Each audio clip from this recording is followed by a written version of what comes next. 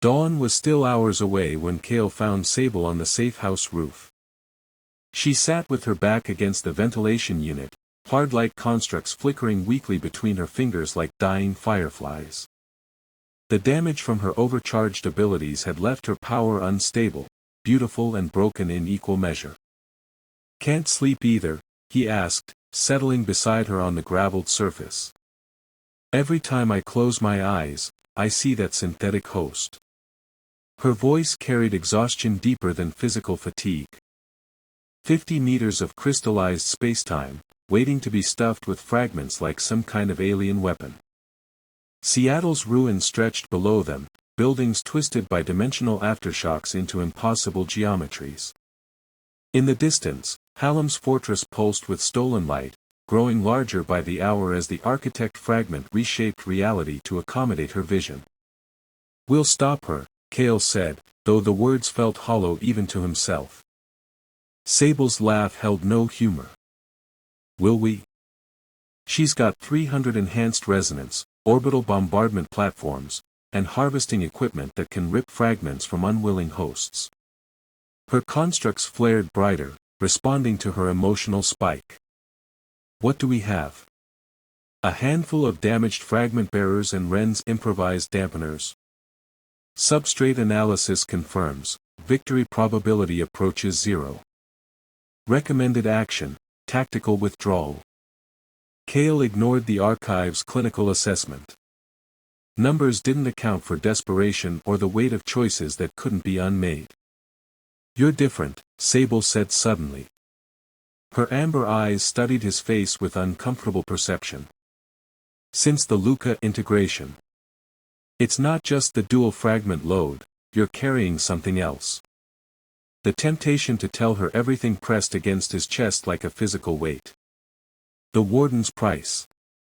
The eternal imprisonment that waited at the end of their mission. The choice he'd already made but couldn't voice. Instead, he reached out slowly, his fingers brushing hers. Her damaged construct stabilized at the contact, their flickering glow becoming steady amber light. "Whatever happens tomorrow," he said quietly, "I need you to know. Don't." Her hand pulled away, taking the warmth with it. "Don't say goodbye. Not yet."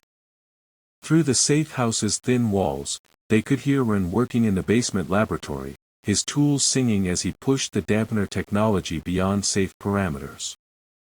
The kid had been down there for 6 hours straight, refusing food or rest while he tried to build miracles from salvaged components.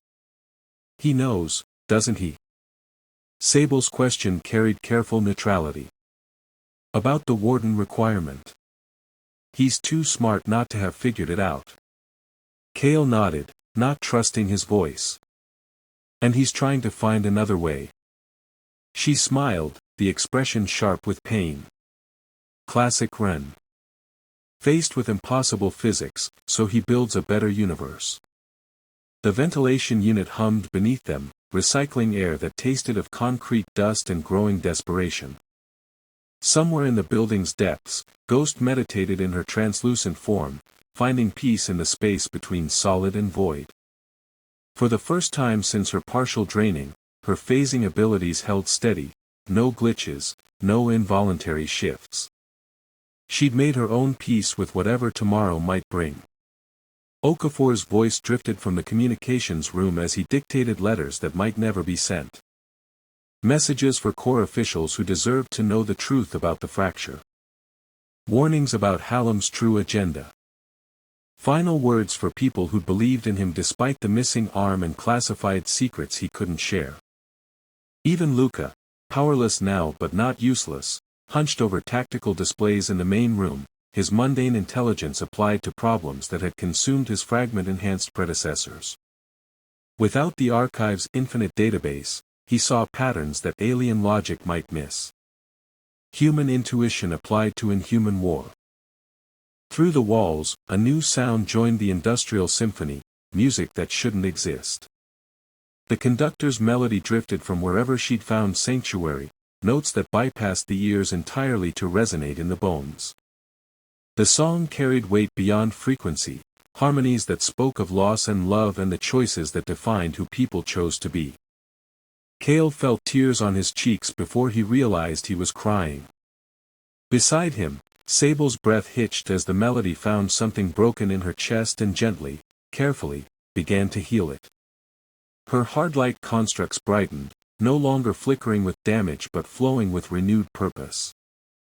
The song reached deeper, touching everyone in the building. Ren's tools fell silent as engineering precision gave way to simple human grief. Ghost's meditation shifted from acceptance to something fiercer, determination crystallized by beautiful, terrible understanding. Even Okafor's dictation stopped, his measured voice catching on words that suddenly mattered more than military protocol. The melody spoke of endings and beginnings. Of prices paid willingly by those who understood the true cost of love. When dawn finally broke through Seattle's twisted skyline, Kael stood and faced his team.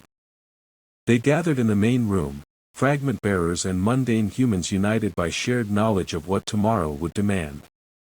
"I need to tell you something," he said, his voice carrying harmonics from dual fragment integration. "About the Warden's price. About what the barrier really requires." Sable's hard-like constructs flickered, and for the first time since her abilities had been damaged, her emotions broke her control completely.